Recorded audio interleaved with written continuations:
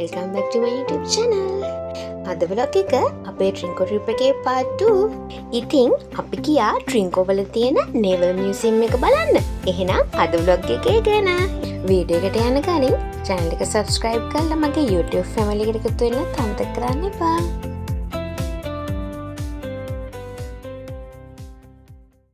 ඉතින් ඔයාලා මේ දකින්නේ අපේ gate passes ටිකත් අරගෙන අපි entrance එකෙන් ඇතුළට යනවා. ඔයාලා Naval Museum එක බලන්න යන්න හිතාගෙන ඉන්නවා නම් ස්පෙෂල් රික්වෙස්ට් එකක් කරලා මුලින් පේමන්ට් එකක් දාලා තමයි මෙතෙන්ට එන්න ඕනි. ඒ කියන්නේ වෙබ්සයිට් එක හරහා ඔයාලා එනවා කියලා මෙහෙට මෙසේජ් එකක් දීලා එයාලගෙන් ටයිම් එකක් සහ ඩේට් එකක් වෙන් කරගෙන තමයි මෙහෙට එන්න ඕනි. ඉතින් අපිත් වෙබ්සයිට් එක හරහා තමයි ඒ ඉල්ලීම කරේ. ඉතින් ඒ වෙබ්සයිට් එක මම ඩිස්ක්‍රිප්ෂන් එකේ දාලා තියන්නම්. මෙතනින් ඇතුළට වුණාට පස්සේ ඔයාලට වාහනයෙන් තමයි ඇතුළට යන්න ඕන. ඒ යද්දී අපිට ගයිඩ් කෙනෙක් දෙනවා.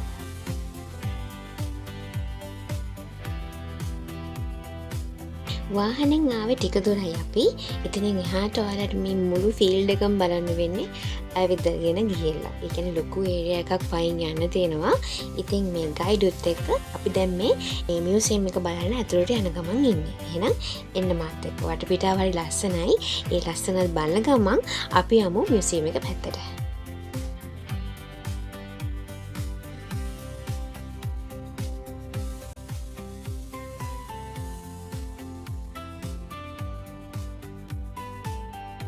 ඔන්න අපි දැන් ඇවිල්ලා ඉන්නේ. තව චුට්ටක් මෙතනින් හැරලා ඇතුළට යන්න ඕන. අපි ගොඩක් දුර පයින් ආවා.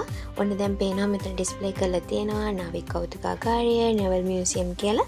ඉතින් ඒ වගේම තමයි මේ ගයිඩ් කෙනෙකුට වාහන 5ක්, ඒ කියන්නේ වාහන 5ක පිරිසක් දෙනවා ඒ ගයිඩ් එක යන්න. ඉතින් මේ ඉන්නේ අපිත් එක්ක ආපු කට්ටිය. අපි අවසන් වෙනකන්, ඒ කියන්නේ මේ ඒරියා එක බලලා ඉවර වෙනකම්ම අපි කට්ටිය එකට තමයි මෙතනට එන්නේ සහ යන්නේ.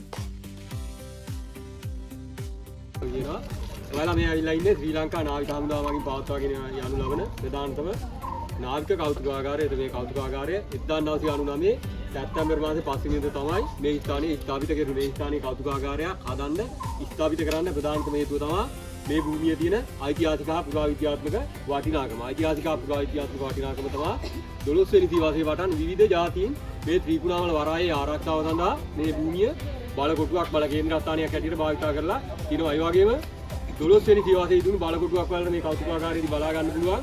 මේ බලකොටුව හදලා තියෙන්නේ පොළොන්නරුව යුගයේ රජ කරපු පළවෙනි පරාක්‍රමබාහු රජු විසින්. පසුව මේ බලකොටුව ලංකාව ආක්‍රමණය කරපු විදේශීය ජාතිකයෝ, පෘතුගීසි, ලන්දේසි, ඉංග්‍රීසි කියන විදේශීය ජාතිකයෝ එයාලගේ අවශ්‍යතාවලට විවිධ වෙනස්කම් කරලා භාවිත කරලා තියෙනවා. ඒ වගේම බ්‍රිතාන්‍ය ජාතිකයෝ මේ ත්‍රිකුණාමල වරාය පාලනය කරන කාලේ මේ ස්ථානයට විවිධ වර්ගයේ ආවි ආයුධ රසක් ගෙනල්ලා තියෙනවා. ඒ අතර තියෙනවා ටොන් 12ක් නැත්නම් කිලෝග්‍රෑම් 12000ක් බර කාලතුවක්කු තුනකුත් මේ ස්ථානයට ගෙනල්ලා තියෙනවා. මෙන්න මේ ආවි ආයුධ ගෙනල්ලා තියෙන්නේ අලියත්තු සහ කරත්ත උපයෝගී කරගෙන කියලා ඉතිහාසයේ සඳහන් වෙලා තියෙනවා. ඒ බව ඔප්පු කරන්න ඔයාලට මේ ස්ථානයේදී එක් ඡායාරූපයක් සහ අනිල්ලාද සිතුවා බලා ගැනීමේ හැකියාවක්.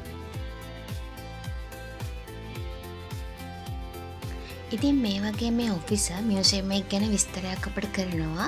එතකොට මේ ඔයගොල්ලෝ දකින්නේ එක එක නෞකාවල, ඒ කියන්නේ ඒ කාලේ පාවිච්චි කරපු නෞවල තියෙන එන්ජින් කොටස් වගේම ඒ පාලන කාලවල වල මේ මිනිස්සු භාවිත කරපු එක එක උපකරණ තමයි මෙතන බලන්න හසලස්සලා තියෙන්නේ. ඉතින් ඒව නම් කරලා තියෙනවා, විස්තර තියෙනවා. එන කෙනෙකුට ඒ සම්බන්ධ සියලු විස්තර දකින්න පුළුවන්. මේ මියුසියම් එකට ඇතුල් වෙනකොටම ඔයාලට දකුණු අත පැත්තේ දකින්න පුළුවන් ටවර් එකක්, ඒ කියන්නේ කුළුණක්. ඒකට හඳුන්වන්නේ හුඩ්ස් ටවර් කියලා. ඉතින් ඒක වයිස් අඩ්මිරාල් ශ්‍රීමත් සැමුවල් හුඩ්ස් කියන ආණ්ඩුකාරයාගේ නමින් තමයි නම් කරලා තියෙන්නේ. ඉතින් මේ තියෙන්නේ ඒ ටවර් එක ඇතුලේ ඩිස්ප්ලේ කරලා තියෙන දේවල්. ඒ වගේම තමයි බ්‍රිතාන්‍යයන් විසින් මේ හුඩ්ස් ටවර් එක ඉදි කරලා තියෙන්නේ නිරීක්ෂණ මධ්‍යස්ථානයක් විදියට. කෞතුකාගාරය බලන්න යන කෙනෙකුට නාවික හමුදාව සම්බන්ධ ඓතිහාසික දේවල් වගේම නැවක තිබෙන අමතර කොටස්, ඒ වගේ දේවලුත් මෙතෙන්ට આવොත් බලන්න හැකියාව තියෙනවා. ඉතින් අපි ගොඩාක් ඒ දේවල් එක්ස්පීරියන්ස් කරා. ඉතින් මං හිතනවා ඒ සම්බන්ධ කැමති කෙනෙක් ඉන්නවා නම්, ඉගෙන ගන්න කැමති කෙනෙක්, බලන්න කැමති කෙනෙක් ඉන්නවා නම් මෙතෙන්ට එන්න අනිවාර්යයි.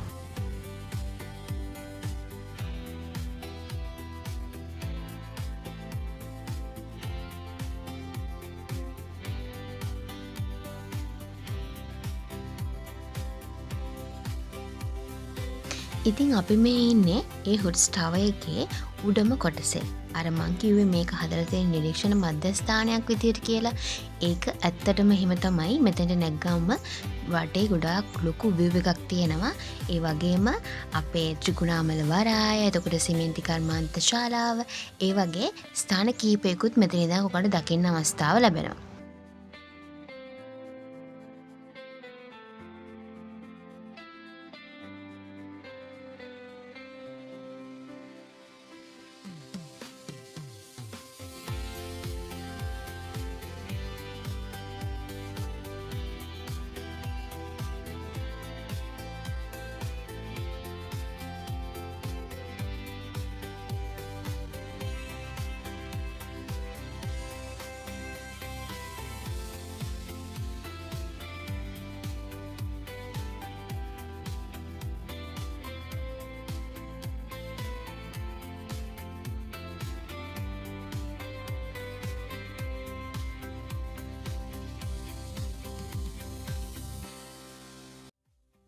මේ බලන්නකො මේ ඉන්නේ අපි දැන් ඉන්න තැන.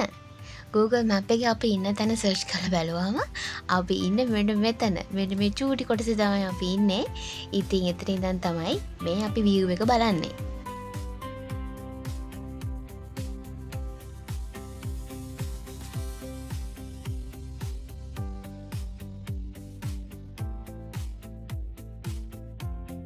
ඊට පස්සේ අපි ටවර් එකෙන් බහලා අපි යනවා මියුසියම් එකේ ඊළඟ කොටස බලන්න. මෙතනින් එහාට ඔයාලට දකින්න පුළුවන් එක යුද අවස්ථාවලදී, කියන්නේ යුදමය කටයුතු වලදී භාවිත කරපු විවිධ අවි ආයුධ. ඒ කියන්නේ LTT ත්‍රස්තවාදීන් පරාජය කිරීම දක්වා භාවිත කරපු අවි ආයුධ සහ උපකරණ.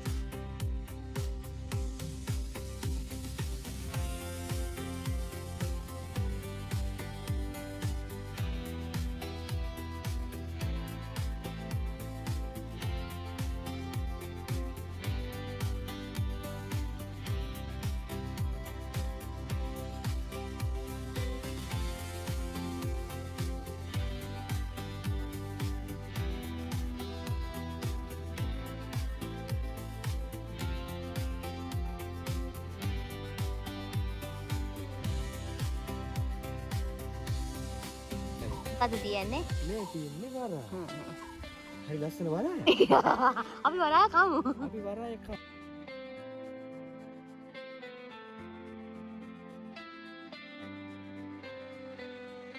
ඒ වගේම තමයි මේ ඔයාලා දකින බරාවි විශාලවි රාශියක් මෙන්න මේ භූමියේ දකින්න අවස්ථාව තියෙනවා. ඉතින් ඔයගොල්ලෝ ආවොතින් ඒව බලා ගන්නත් අවස්ථාව තියෙනවා. ඒ වගේම තමයි මේ තියෙන ඒ කාලේ භාවිත කරපු ගිනි නිවීමේ රථයක්. ඒ වගේම මේ ඊළඟට ඔයගොල්ලෝ දකින්නේ ප්‍රහාරක සඳහා භාවිත කරන බෝට්ටු. මේ ස්ථානයේ විශේෂත්වය තමයි මේවා පිළිබඳව විස්තරයක් ඔයගොල්ලන්ට මේ වගේ දකින්න අවස්ථාව යාලා සලස්සලා දීලා තියෙනවා. ඒ වගේම මේ බෝට්ටු වල සල් කරලා තියෙන විශේෂ තුවක්කු ඒව මොනවද කියන විස්තර පවා මේ සඳහන් කරලා තියෙනවා.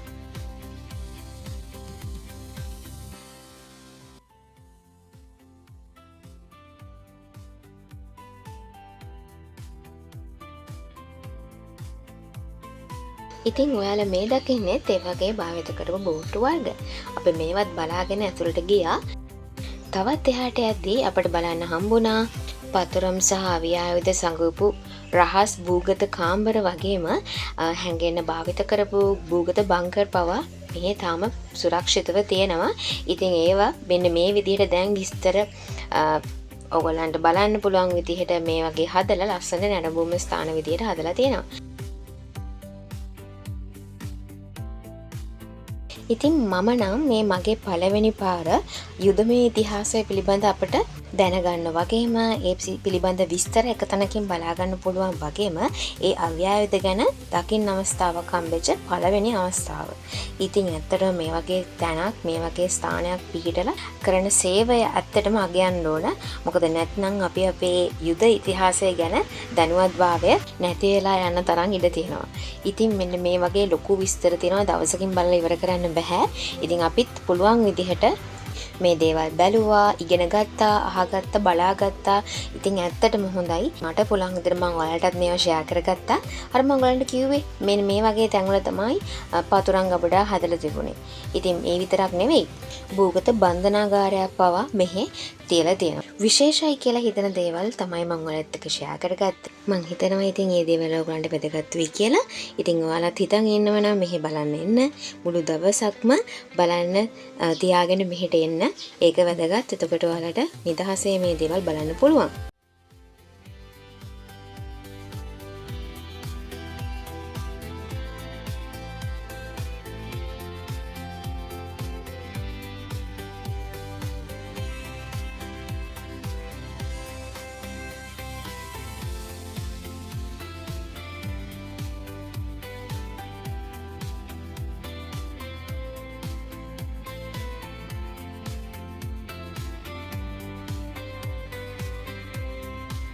අපිත් මේ දැන් මුරු ඒරියා එකම බලලා නැවත අපි අපසර යන්න තමයි ලෑස්ති වෙන්නේ. මේ ඉතින් අපි අපේ කට්ටිය එකතු වෙනකම් මෙතනටලා බලාගෙන ඉන්නවා. මොකද අපි එකට ආව වගේම මෙතනින් එකට යන්නත් ඕනේ. ඒ නිසා අපි යාලත් වෙනකන් ඉඳලා මෙතනින් එළියට ආවා. එහෙනම් අද vlog එකත් නවත්තන්න වෙලාව ඇවිල්ලා තියෙන්නේ. හැමදාම වගේ මගේ vlog එක අන්තිම වෙනකම් බලන් ඉඳපු ඔයාලට ගොඩාක් ස්තුතියි. ඒ වගේම subscribe නොකරපු හැමෝටම ආදරේ මතක් කරනවා subscribe කරලා මගේ YouTube family එකට එකතු වෙන්න කියලා. එහෙනම් ආයෙත් අලුත් vlog එකකින් හම්බ වෙනකන් ගිහින් එන්නම්. හැමෝම පරිස්සමෙන් ඉන්න. bye bye.